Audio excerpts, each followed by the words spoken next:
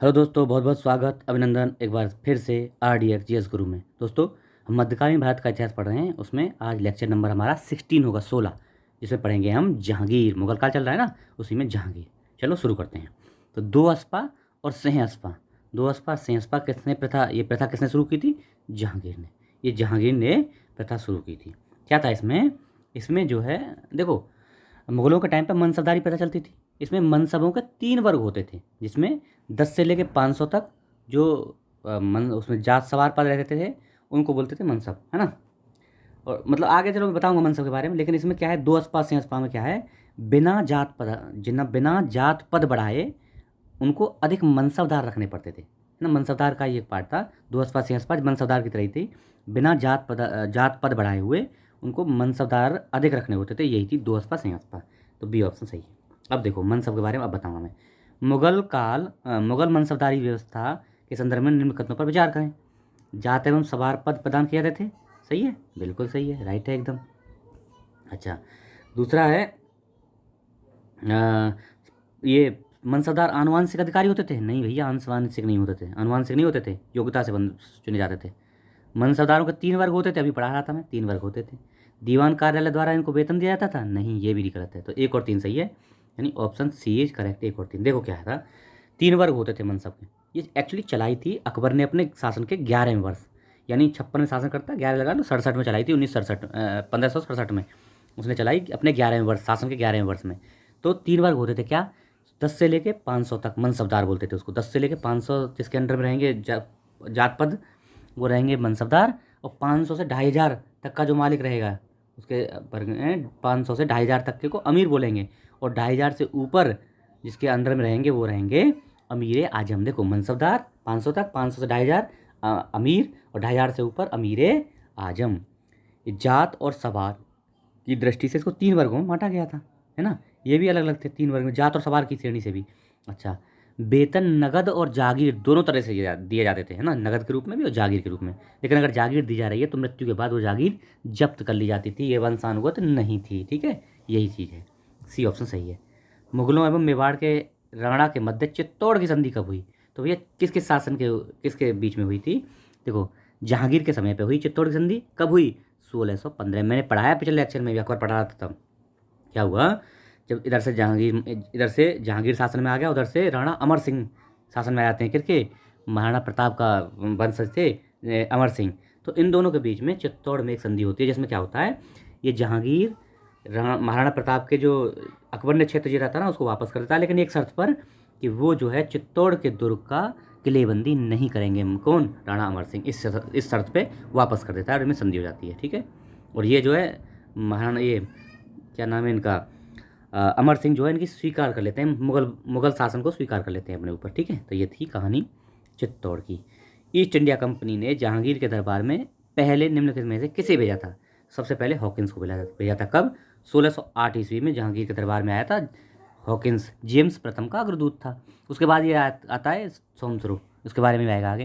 ये 3 साल तक रहा, और इसको जहांगीर ने 400 का मनसब प्रदान किया। मनसब मतलब 400 सिपाही दे दिए, समझ लो मोटा था, 400 सिपाही दे दिए। वो भी जो ऊपर पढ़ा था ना मैं, मनसब, 10 से 500 तक सिपाही जिसके अंडर में रहेंगे वो मनसबदार, 500 से 2500 तक रहेंगे वो अमीर।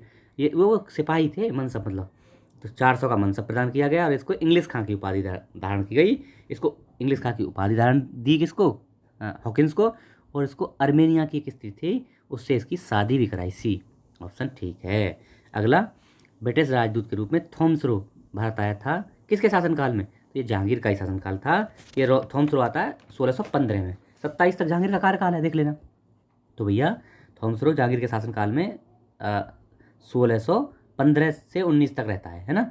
और ये जो है, इसकी जो है, इसने अपनी अपनी जो है, इस टाइम का, जहांगीर के टाइम पे इसका अंग्रेज़ों के व्यापार के लिए अनुकूल व्यवस्थाएं मांगने के लिए आया था, और इसने वो चीज़ प्राप्त भी कर ली, है ना? ये एक्चुअली वहाँ सूरत में आया था सबसे पहले। चलो आगे देखेंगे और इसके बारे में। तो ये अंग्रेज़ों के लिए व्यापार करने की अनुमति के लिए आए थे ये लोग, तो उन्होंने प्राप्त भी की थी जो चीज़ के लिए आए थे ये। चलो अगला देखते हैं। जहांगीर ने थॉमसरो को कहाँ मिलने का अवसर प्रदान किया? तो ये भैया अजमेर में। क्या हुआ था सर, थॉमसरो 1615 से 19 तक जेम्स प्रथम के राजदूत के रूप में आया था, है ना? और ये सूरत में पहुंचा, सबसे पहले ये सूरत में पहुंचा था।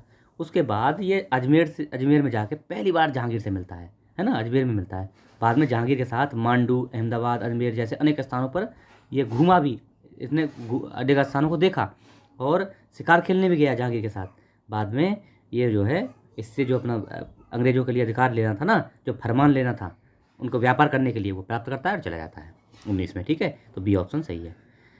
एक डच पर्यटक, डच याद रखना, जिसने जहांगीर के शासनकाल का मूल्यांकन किया है, तो यह है फ्रांसिस्को पेलसट, डच था ये। देखो पीटर मुंडी की बात करें इसकी, डी ऑप्शन वाले की, तो ये ब्रिटेन यात्री था, ये शाहजहां के काल में आया था। ठीक है। निकोलो मनुची, मनुची कहाँ था, इटली का, ये सी ऑप्शन जो है मनुची इटली का था। और ये उत्तराधिकार का जो युद्ध होता है ना किसके बीच, औरंगजेब के टाइम पे, उस टाइम पे आता है। फ्रांसिस्को पेलसट डच यात्री था जिसने जहांगीर के समय का बहुत ही विवरण दिया है। किस में दिया है, रिमांस ट्रेंटी उसकी पुस्तक है, रिमांस ट्रेंटी उसकी पुस्तक है, उसमें जहांगीर के शासन का वर्णन उसने दिया है। ए ऑप्शन सही। अगला, किस मुगल शासक का मकबरा भारत में नहीं है। देखो इसके दो उत्तर हैं, जहांगीर और बाबर, यानी बी और डी। जहांगीर का कहाँ है, जहांगीर का है भैया शाहदरा, कहाँ, लाहौर में, लाहौर पाकिस्तान में। और बाबर का है काबुल अफगानिस्तान। तो बी और डी दोनों ही सही है ना, ये गलत था। ठीक है, हटाना पड़ेगा ऐसा क्वेश्चन आ जाए तो।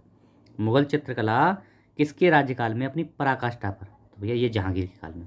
देखो पहले से चली आ रही थी चित्रकला, लेकिन पराकाष्ठा मतलब टॉप लेवल पर कब पहुंची, ये पहुंची जहांगीर के टाइम पे। पहले चित्रकारी हस्तलिखित जो ग्रंथ होते थे ना, केवल उन पर चित्र बना दिए, वहाँ तक सीमित थी। लेकिन जहांगीर ने इस बंधन से उसको चित्रकला को मुक्त किया। उसके टाइम पे कुछ महत्वपूर्ण चित्रकार थे, जैसे फारूक बेग, दौलत मनोहर, मंसूर, अबुल हसन, ये सब थे। देखो अब दो चित्रकारों का नाम इसके टाइम पे बहुत फेमस है, कौन, उस्ताद मंसूर, जिसे उसने नादिर उल अस्र की उपाधि मंसूर को, और दूसरा था अबुल हसन हैं। अस्र जो था, ये नादुल उस्ताद मंसूर जो था, जिसे नादिर उल अस्र की उपाधि दी, तो ये तो पक्षी का था, पक्षियों का चित्र बनाता था। और अबुल हसन, ये इसको उपाधि दी उसने नादिर उल जमा, है ना, ये जो है व्यक्तियों के चित्र के लिए फेमस था। ठीक है, याद रखना ये चीज़ भी। अगला, निम्नलिखित चित्रकारों में से किसे जहांगीर ने नादिर उल जमा, देखो आ गया, नादिर उल जमा किसे है, अबुल हसन। और नादिर उल अस्र ये आएगा अगला वाला, वो नादिर उल अस्र दिया था किसको, मंसूर को दिया था। हाँ, तो अगले क्वेश्चन ही आ गया अगला, नादिर उल अस्र, जहांगीर द्वारा नादिर उल अस्र की उपाधि किसको दी गई थी, तो ये मंसूर को दी। मंसूर पक्षी वाला था, और जो ऊपर वाला था कौन, ये अबुल हसन, ये व्यक्तियों से संबंधित था। ठीक है जी, अगला देखते हैं।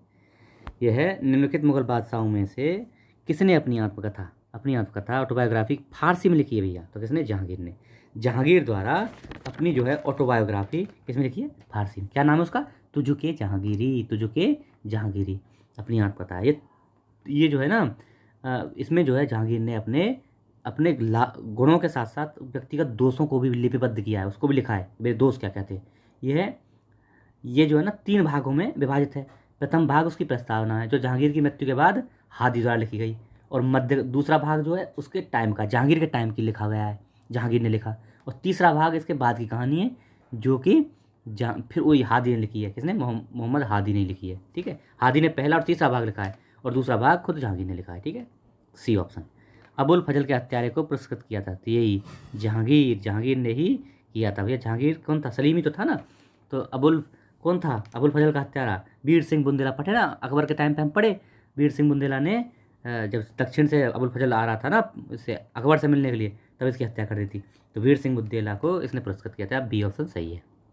अगला, अब देखो निम्नलिखित में से किसने जहांगीर के विरुद्ध विद्रोह किया था, तो भैया खुर्रम, महाबत खां और खुसरो, तीनों ने किया था। ऑप्शन कौन सा है, देखो ऑप्शन डी इज करेक्ट। देखो कब कब किया, जहांगीर का सबसे बड़ा पुत्र था खुसरो, इसने जो है विद्रोह कर दिया, कब, 1606 में विद्रोह कर दिया, और 1606 में ये पराजित हो जाता है। उसके बाद 1623 में ये दूसरा पुत्र था खुर्रम जो शाहजहां बनता है, इसने विद्रोह कर दिया। और महाबत खां इसका सेनापति था शायद, महाबत खां ने इसको दबा दिया, किसके, खुर्रम के विद्रोह को। और आगे चल के महाबत खां ने 3 साल बाद 1626 में, मतलब उसको जहांगीर की मरने से पहले 1 साल पहले ही महाबत खां ने विद्रोह कर दिया। तीनों ने किया था। ठीक है, तो डी ऑप्शन सही है। खुसरो किस मुगल बादशाह का पुत्र था, जहांगीर का सबसे बड़ा पुत्र था। खुसरो सबसे बड़ा पुत्र था जहांगीर का, और इसकी राजपूत पत्नी थी किसकी, जहांगीर की, मानबाई, उससे उत्पन्न था। उसका मामा था मान सिंह, और ससुर था मिर्जा अजीज कोका। इनकी सह पे 1606 ईस्वी में इसने अपने पिता के खिलाफ ही भैया विद्रोह कर दिया, हालांकि हार जाता है। और इसको पकड़ के जहांगीर ने आगरा के किले में नज़रबंद रख लिया। लेकिन ये अकबर के किले के दर्शन के कह के कि मैं अकबर का किला देखने जा रहा हूँ, और ये वहाँ से भाग निकलता है और भैरोवाल नामक स्थान पर ये क्या है वहाँ जाके भाग जाता है, और फिर राजपूतों से मिलकर जो है विद्रोह कर देता है, फिर से अटैक कर देता है पिता पे ही। तो भैरोवाल नामक स्थान पर पिता पुत्र के मध्य युद्ध होता है, जिसमें खुसरो पराजित होता है, खुसरो को कैद में डाल जाता है। बाद में क्या होता है, खुर्रम जो है इसको अपने साथ ले जाता है। कब? दक्षिण अभियान पर जाता है खुसरो, कौन? शाहजहाँ, उसको साथ में ले जाता है इसको खुसरो को, और वहीं पे उन 1621 में इसका काम तमाम करता है, मार देता है इसको। बी ऑप्शन सही है। निम्नलिखित में से कौन नूरजहाँ के गुट का सदस्य नहीं था? तो भाई देखो, गियास बेग, खुर्रम, आसफ खां ये थे, लेकिन जहांगीर नहीं था। तो ए ऑप्शन सही है। देखो, नूरजहाँ से शादी करता है जहांगीर, और उसके बाद नूरजहाँ एक गुट बनाती है जिसमें एतमाद-उद-दौला, ये मिर्ज़ा गियास क्या था, इसका पिता था एतमाद-उद-दौला। एतमाद-उद-दौला या मिर्ज़ा गियास बेग नूरजहाँ का पिता था। ये असमत बेगम इसकी माता थी नूरजहाँ की। ये आसफ खां है ना, ये इसका भाई था। और खुर्रम बाद में जो शाहजहाँ बनता है इसका बेटा था। ठीक है, तो ये सब थे, जहांगीर नहीं था। ठीक है। एतमाद-उद-दौला का मकबरा किसका है, किसने बनाया? नूरजहाँ ने बनाया, आगरा में है। एतमाद-उद-दौला कौन था? यही मिर्ज़ा गियास बेग था, नूरजहाँ का पिता। इस नूरजहाँ ने ही अपने पिता का ये मकबरा बनाया। तो इसको जो है, जो ताजमहल है ना, शाहजहाँ ने ताजमहल बनाया, उसका पूर्वगामी माना जाता है, और ये श्वेत संगमरमर में बनाया गया है ना, 22 से 28 के बीच ये बनाया गया है, और अपने पिता के याद में ये इसने बनाया था नूरजहाँ ने। तो सी ऑप्शन सही है। अगला देखते हैं, ये मिलाना है आपको। बाबर ने संभल की जामा मस्जिद निर्माण, सही है। हुमायूं ने तीन पनाह नगर का स्थापना की, ये सही है। अकबर ने जहांगीरी महल कहाँ है? आगरा के किले में स्थित है। इसका निर्माण जहांगीर कौन था? सलीम इसके रहने के लिए बनाया था। मैंने अकबर पढ़ाने टाइम पढ़ाया था आपको ये। जहांगीर अकबर के मकबरे को पूर्ण करवाया, है ना, जो शाहजहाँ में। तो 1 2 3 4 ही फिक्स है भैया, ये ऑप्शन सही है। ठीक है। अगला, गोविंद महल जो हिंदू वास्तुकला का अप्रतिम उदाहरण है, स्थित है कहाँ है गोविंद महल? तो भैया ये दतिया में उपस्थित है। कहाँ है? यह है दतिया में स्थित। दतिया कहाँ है? मध्य प्रदेश में। 1614 में किसने? वीर सिंह बुंदेला, वही जहांगीर ने जिसको पुरस्कृत किया, उसी ने ये बनवाया था, और पत्थरों से बनाया गया है। यह बुंदेल काल में एक उत्तम वास्तुशिल्प के रूप में जाना जाता है। गोविंद महल में कितना, ये इसमें 17 मंजिल हैं, 17 मंजिला भवन है ये। इसमें जो है दीवारों पर सुंदर पेंटिंग और वास्तुशिल्प पर्यटकों की एक नक्काशी की गई है, इसमें पेंटिंग की गई है और नक्काशी की है। ठीक है, ये ऑप्शन सही है। गोविंद महल, दतिया, मध्य प्रदेश। निम्नलिखित में से कौन सा युग्म सुमेलित नहीं है, बताना है। तो देखो, अकबर का मकबरा सिकंदरा, सही है बिल्कुल। उसके बाद जहांगीर का मकबरा शाहदरा कहाँ? लाहौर, सही है बिल्कुल। शेख सलीम चिश्ती का मकबरा फतेहपुर सीकरी, बिल्कुल सही है। शेख निजामुद्दीन औलिया का मकबरा अजमेर है क्या? नहीं भैया, कहाँ है फिर? दिल्ली में है यार। देखो, शेख निजामुद्दीन औलिया की मृत्यु कब होती है? 1325 ईस्वी में। और 1325 ईस्वी में किसका शासन चल रहा था, तुमको पता होगी, है ना?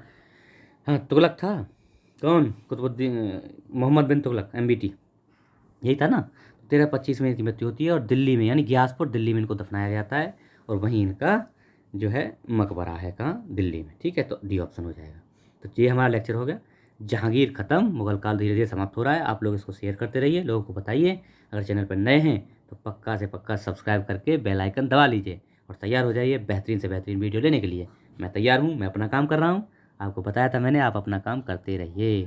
Thank you so much.